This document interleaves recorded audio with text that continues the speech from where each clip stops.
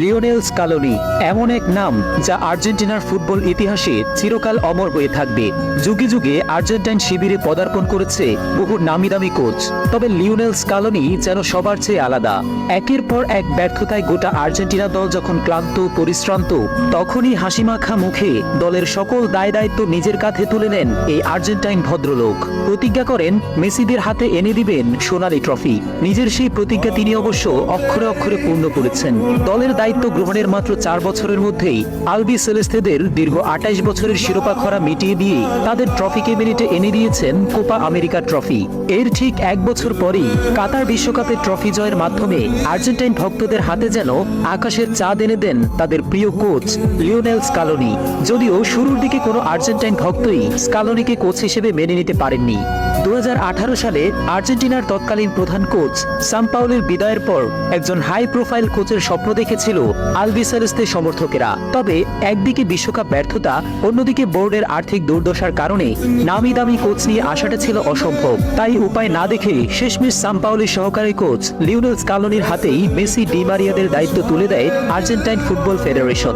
তবে দায়িত্ব গ্রহণের পর থেকেই আর্জেন্টাইন ফ্যানদের রোষানলের মুখে পড়তে হয় স্কালোনিকে। এরই মধ্যে তার অধীনে আর্জেন্টিনা প্রথম কোপা আমেরিকা খেলতে নেমেই বাজে পারফরমেন্সের কারণে টুর্নামেন্ট থেকে ছিটকে যায়। এমন অবস্থায় স্কালোনির জায়গায় অন্য কেউ থাকলে হয়তো নিজের ব্যাগ গুছিয়ে আস্তে করে চম্পট দিত। তবে আর্জেন্টাইন এই মাস্টারমাইন্ডের মাথায় তখন চলছিল অন্য এক ধরনের প্ল্যান। তিনি বুঝে গিয়েছিলেন যে দলে বড় ধরনের পরিবর্তন আনাটা ভীষণ জরুরি। তাই কালক্ষেপণ না করে লেগে পড়লেন নিজের মতো দল গঠনের কাজে। আর্জেন্টিনা থেকে শুরু করে ইতালি, স্পেন, ফ্রান্স, নেদারল্যান্ডস সহ বিভিন্ন দেশের ক্লাবে যেসব আর্জেন্টাইন প্লেয়াররা ভালো খেলছিলেন তাদেরকে টার্গেট করতে শুরু করেন স্কালোনি। এভাবেই তিনি আলবি সেলেস্তে স্কোয়াডে যুক্ত করতে থাকেন অসংখ্য নতুন মুখ। লিওনেল স্কালোনি সেই মাস্টার প্ল্যানের অংশ হিসেবে আলবি সেলেস্তে শিবিরে যুক্ত করেন Montiel, Molina, Julian Alvarez, Enzo Fernandez, de Paul, Cristian Romero, Lisandro Martinez সহ আরো অসংখ্য সম্ভাবনাময় ফুটবলার। তাছাড়া বর্ষিয়ান খেলোয়াড়দেরও তিনি ছুড়ে ফেলে দেননি। লিওনেল স্কালোনির জাদুর ছোঁয়ায় আরো নতুন উদ্যমে জ্বলে উঠতে শুরু করেন তারা। তাছাড়া মেসি কেন্দ্রিক টিম সাজানোর যে রীতি শুরু হয়েছিল আলবি সেলেস্তে শিবিরে, সেই রীতিরও অবসান ঘটান আর্জেন্টাইন এই কোচ। তার সাজানো স্কোয়াডে মূলমন্ত্র কিছুটা এমন ছিল যে মেসির জন্য খেলো, তবে মেসিকে কেন্দ্র করে নয়।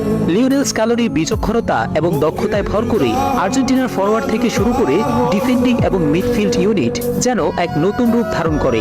তবে একজন বেস্ট গোলকিপারের অভাবে টিম কম্বিনেশনের ষোলকলা পূর্ণ হচ্ছিল না।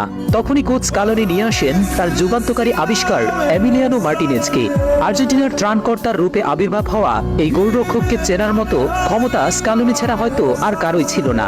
সময় নিয়ে স্বপ্নের মতো একটা দল গঠনের পরই কোচ লিওনেল স্কালোনি তার আসল মিশনে নেমে পড়েন। একে একে জয় করে নেন কোপা, ফিনালিসিমা এবং বিশ্বকাপ।